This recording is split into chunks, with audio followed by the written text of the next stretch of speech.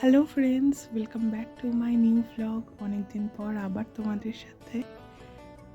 সামনেই পয়লা বৈশাখ, আর তার কারণেই দিভাইয়ের সাথে দেখা করতে যাওয়া। আর যাওয়ার পথে দেখো কি সুন্দর এই ফুল গাছটা, খুবই সুন্দর লাগছে তাই না? কি সুন্দর ফুল ফুটে রয়েছে। এই তো দেখতে দেখতে প্রায় চলে এলাম। আর আজকের দিনটা কেমন কাটাচ্ছি অল্প স্বল্প তোমাদের সাথে শেয়ার করব। চলো দেখা যাক। এই তো পৌঁছেই ওয়েলকাম ড্রিঙ্ক, ঠান্ডা ঠান্ডা লাচ্ছি। খুব গরম পড়েছিল, তারপরে ফ্রেশ হয়ে নিয়ে আমি একটু বসেছিলাম।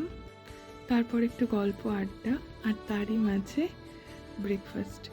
আসলে অনেক সকাল সকাল পৌঁছেছিলাম, তাই ব্রেকফাস্ট কমপ্লিট করে অনেক আড্ডা আর কি মেরে আবার আমি ড্রেস চেঞ্জ করি। খুবই গরম ছিল সেজন্য। এই করতে করতে লাঞ্চের টাইম চলে আসে।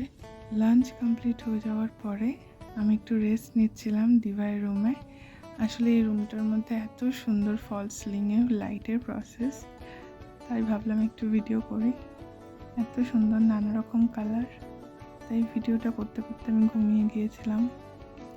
ঘুম থেকে উঠে ডিরেক্টলি একদম চায়ের কাপে সন্ধ্যাবেলা। তারপর আমি একটা কেক অর্ডার দিয়েছিলাম, সেটা এসে গেছিলো।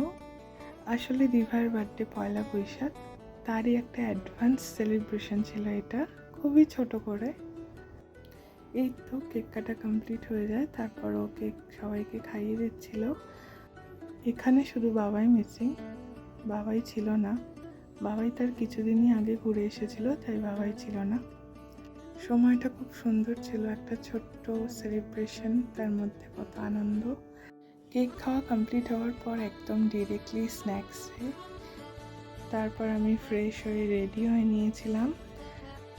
এই তো তারপরে বেরিয়ে পড়ি।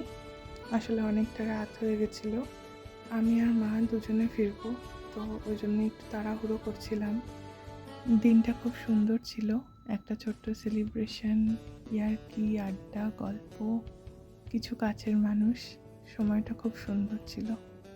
আর আমার ভিডিও ভালো লেগে থাকলে প্লিজ লাইক, শেয়ার, সাবস্ক্রাইব করতে ভুলো না। মেহেন্দির ভিডিওর সাথে সাথে মিনি ব্লগ তো থাকছেই। দেখা হবে আবার অন্য কোনো ব্লগে। বাই।